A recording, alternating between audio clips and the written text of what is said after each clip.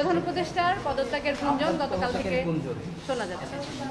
আমি বিষয়টা এভাবে বলি যে কালকে আমাদের মিটিংয়ের পরে অনেকক্ষণ আমরা আলোচনা করেছি, কারণ আসলে আমরা দায়িত্ব নেওয়ার পর থেকেই আমাদের 3টা মোটা দাগের দায়িত্ব এবং 3টাই কঠিন কঠিন দায়িত্ব। একটা দায়িত্ব হচ্ছে সংস্কার, একটা দায়িত্ব হচ্ছে বিচার, একটা দায়িত্ব হচ্ছে ইলেকশন। শুধুমাত্র ইলেকশন করবার জন্য তো আমরা দায়িত্বটা নিইনি, যেহেতু আরও 2টা দায়িত্ব আছে, আমরা সেগুলো আসলে পালন করতে পারছি কিনা। কারণ আমরা দায়িত্ব নেওয়ার পর থেকে যার যত রকম দাবি আছে সব দাবি নিয়ে তারা রাস্তায় বসে যাচ্ছে, রাস্তা আটকে দিচ্ছে, একদম ঢাকা শহর অচল হয়ে পড়ছে। সেই অচল অবস্থা নিরসনে আমরা কিছু করতে পারছি কিনা। তো এগুলো আলোচনা করে যেটা আমরা চিন্তা করলাম যে আমাদের এই দায়িত্বটা কিন্তু জাতীয় দায়িত্ব, এবং আমরা তো আগে থেকেই বলছি যে আমরা ক্ষমতা নেইনি, দায়িত্বে আছি।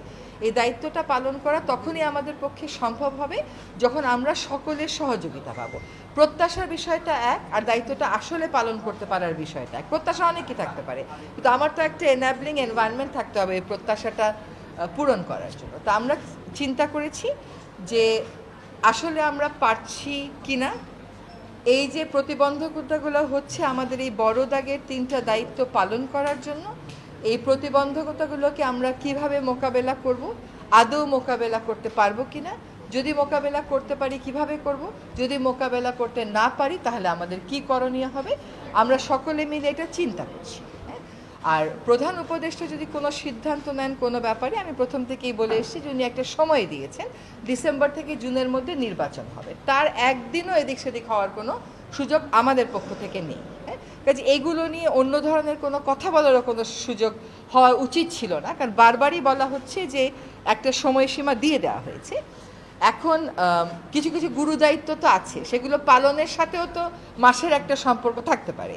তো ওনার যদি কোনো কিছু বলার থাকে, আমি নির্বাচনের প্রশ্নেও বলেছি, দায়িত্ব পালনের প্রশ্নেও বলেছি, ওটা আপনারা ওনার থেকেই শুনবেন।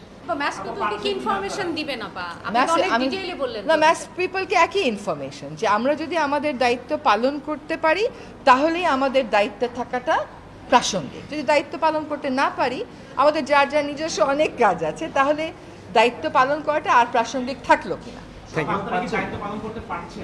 আমরা দায়িত্ব পালন অনেক প্রতিকূল পরিস্থিতির মধ্য দিয়ে তো অনেক দূর এগিয়েছি।